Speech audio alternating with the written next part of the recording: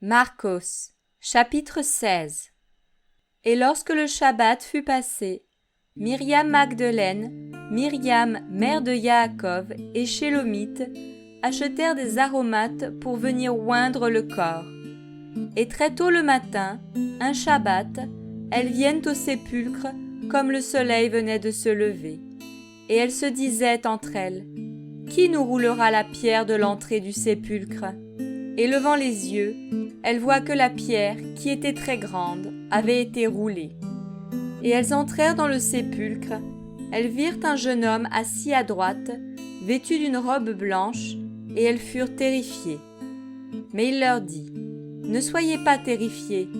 Vous cherchez Yehoshua de Nazareth qui a été crucifié.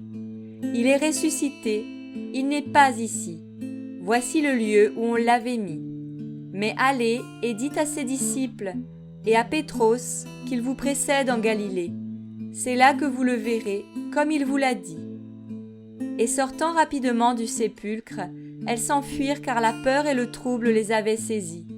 Et elles ne dirent rien à personne car elles avaient peur. Et étant ressuscité, le matin du premier Shabbat, il apparut d'abord à Myriam Magdeleine, de laquelle il avait chassé 7 démons.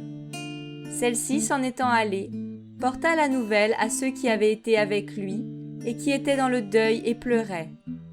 Mais eux, entendant qu'il était vivant et qu'il avait été vu par elles, ne crurent pas. Or, après ces choses, il fut manifesté sous une autre forme à 2 d'entre eux qui étaient en chemin pour aller à la campagne. Et ceux-ci s'en allèrent et portèrent la nouvelle aux autres, mais ils ne les crurent pas non plus. Enfin, il fut manifesté aux 11 eux-mêmes, pendant qu'ils étaient à table, et il leur reprocha leur incrédulité et leur dureté de cœur, parce qu'ils n'avaient pas cru ceux qu'il avait vus ressusciter.